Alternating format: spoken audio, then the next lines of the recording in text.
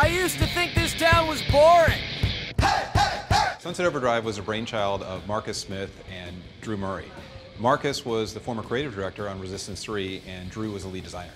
And together, they had this vision for a very different type of open world shooter. We were kind of tired of being in that monochromatic rubble end times scenario. So that's where we really started thinking about, you know, what would it be like if Iggy Pop was in the end times, which would be spectacular, but ultimately, for the 3 days he survived, yeah. Ultimately, yeah, kind of vain. So. Our first rule in the game though was no rubble. That's right. Drew's first mandate to the artist: no rubble. Essentially, what we're doing is we're taking the idea of, you know, your post-apocalyptic genre, and we're turning it on its head. This is about a character who's finally finding what is right for him in the world. It's a dream come true. One of the mantras that we have and that we talked about early on is that you could easily get very jokey with a lot of it, but our goal was, as a satire, we said, let's make comments, not jokes. Okay, this is gonna be fun. For us, it's all about creativity. It's about taking something that players know about and putting a spin on it, and that can be something simple, like it can be art, it can be animation, or it can be something complicated, like a whole new mechanic that kind of enhances a weapon that you think you've used before. You know, we have a freeze bomb that basically goes and just instantly crystallizes guys, and so they take a ton of extra damage. Or we have a gun called the One-Handed Dragon that basically shoots out a firework that has a big fiery explosion, can set a bunch of dudes on fire, and they run around and panic.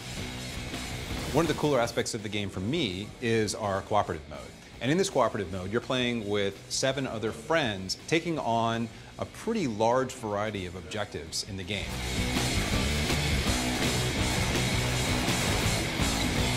So we're using these photo booths to give you this seamless entry and exit out of the cooperative mode.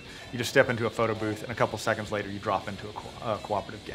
And what's cool for me as a player is that every time we encounter a new objective in these big missions that occur in the city, we get to vote.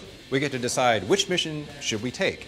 Everything from helping some of the factions in the game, to fighting mini bosses, to doing scavenger hunt type activities. And there actually are consequences for each choice. We give players a chance to choose an objective that will increase their chaos amount, or will give their team special bonuses. If you choose the objectives that increase your chaos amount, you're going to get better rewards at the end of the co-op mission, but it's going to be harder and harder for you to actually achieve the best reward possible.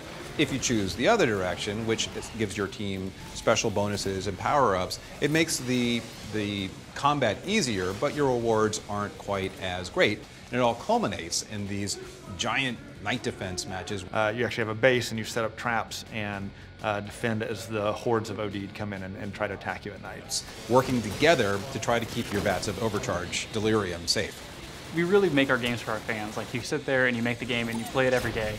And the biggest thing that we want is for people to enjoy what we make. I heard someone say that this is the game Insomniac's been waiting to make for 20 years, and I think it really is. I think everything coming together of what we're good at and what we're known for, and it's really coming together in Sunset Overdrive. It kind of boggles my mind to think where we were like a year or two ago and where we are now is crazy.